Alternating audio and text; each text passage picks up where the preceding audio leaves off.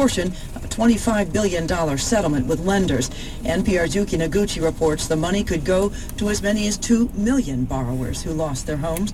The multi-state agreement announced last year affects homeowners who had mortgages serviced by 5 of the largest banks, including Ally Bank, or formerly GMAC, Bank of America, Citigroup, JP Morgan Chase, and Wells Fargo.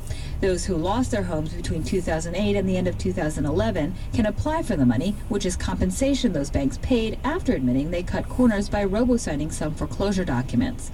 The National Mortgage Settlement Administrator mailed letters notifying affected homeowners, but claims can also be filed online. This is NPR News. Support for NPR comes from Esurance, an Allstate company, born online and offering tools and resources for drivers to make decisions about their car insurance at esurance.com. It's 8:34. This is 88.5 WFDD. Good morning. I'm Steve Biddle. Well, most of the southeast is digging out from this winter storm that dumped snow around the region and played a role in at least one death. The winter storm wasn't as severe as first feared, but icy roads remain a concern this morning. North Carolina's Attorney General says the state should issue driver's licenses to illegal immigrants who qualify for a federal deferred prosecution program. Roy Cooper yesterday directed the North Carolina Division of Motor Vehicles to begin issuing driver's licenses to those granted federal work authorizations under the Deferred Action for Childhood Arrivals program. The State Department of Commerce is expected to release unemployment figures today.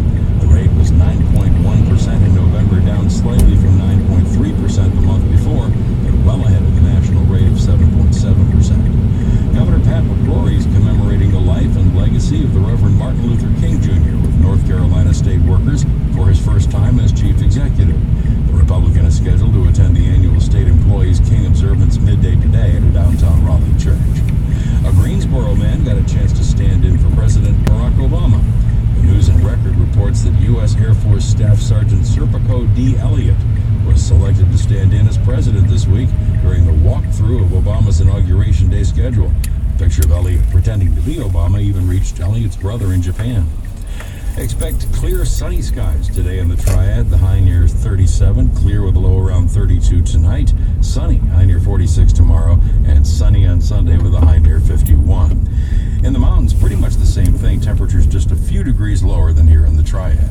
It is 26 degrees in Winston-Salem, 29 in Greensboro and High Point, 29 degrees in Boone.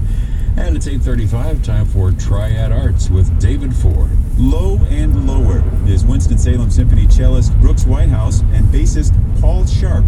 They combine their virtuosity with a sense of humor, a touch of theater, and a willingness to try, well, just about anything. Along the way, they've created, inspired, and commissioned several new works. This summer, conductor Robert Moody announced that the Winston-Salem Symphony will lead a national consortium of orchestras to commission a concerto for Low and Lower. You can hear Paul and Brooks live in concert on Tuesday night, January 22nd at 7:30 in Watson Recital Hall on the University of North Carolina School of the Arts campus, where they're both faculty artists. On the program, an eclectic mix of traditional Western classical music transcribed just for them, new works composed or arranged by Brooks and Paul, and some fun new works by other composers as well. I recently spoke with them in Studio A, but they began with the performance of a modern music genius. I understand the important words like arco and the got you. My moral is conversion, double matters, that they got you. Building short and manners, major